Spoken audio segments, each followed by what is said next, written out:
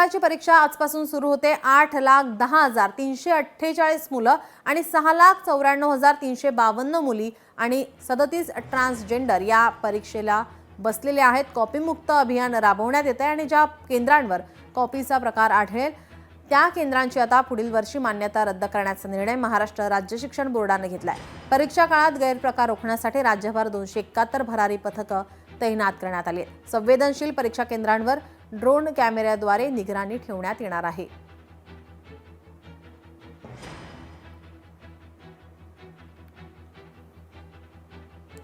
आपले प्रतिनिधी अमोल धर्माधिकारी आपल्यासोबत पुण्याहून जोडलेले आहेत। अमोल, आजपासून 12वीची परीक्षा सुरू होते। आपण पाहतोय कॉपीमुक्त अभियान राबवण्यात येतंय। कशा प्रकारे तयारी करण्यात आली आहे, काय सांगाल अधिकची माहिती?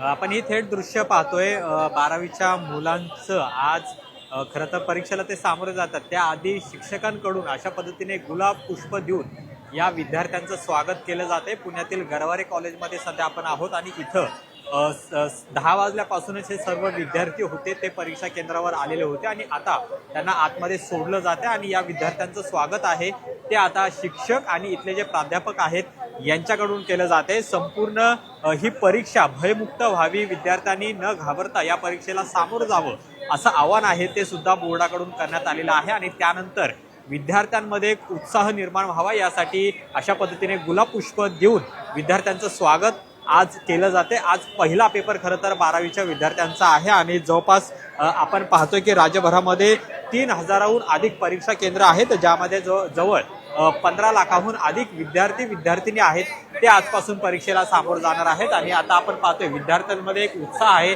तो सुद्धा आपल्याला या ठिकाणी पाहायला मिळते आणि विद्यार्थ्यांची तयारी आहे मनाची ती सुद्धा आता परीक्षेची झालेली आहे। आजचा पहिला पेपर हा इंग्रजीचा असणार आहे आणि त्यामुळे विद्यार्थी आता कशा पद्धतीने या परीक्षेला सामोरं जातील हे सुद्धा पाहणं महत्त्वाचं आहे। पण कॉपीमुक्त ही परीक्षा होण्यासाठी बोर्डाने सुद्धा कंबर कसलेली आहे।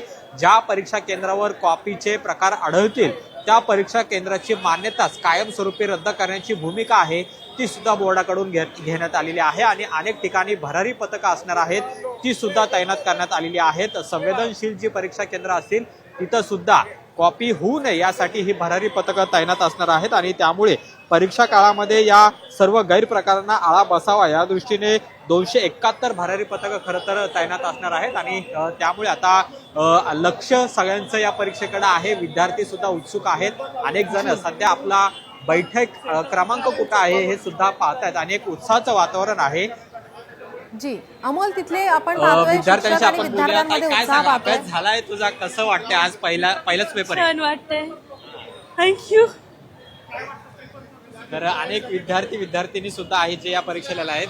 ताई, काय सांगशील, कसा अभ्यास झालाय? परीक्षेचा पहिला पेपर आहे आज तुमचा। मला जाऊ दे। तर उशीर झालेला आहे त्यामुळे विद्यार्थी आहेत ते थोडेसे गडबडीमध्ये आपल्याला पाहायला मिळतात पण उत्साह आहे तो विद्यार्थ्यांच्या चेहऱ्यावर सुद्धा आपल्याला पाहायला मिळते। आजचा पहिला दिवस खरं तर या परीक्षेचा आहे आणि त्यामुळे भयमुक्त ही सगळी परीक्षा व्हावी, कॉपीमुक्त व्हावी यासाठी सुद्धा बोर्डाकडून प्रयत्न आहेत ते केले जातात आणि राज्यभरामध्ये जवळपास 9 विभागांमध्ये ही परीक्षा आज होते आणि आजचा पहिला पेपर नेमका आता हे विद्यार्थी धन्यवाद अमोल आपण दिलेल्या या सविस्तर माहितीसाठी। लोकशाही मराठी ऐका, पहा, जागरूक रहा।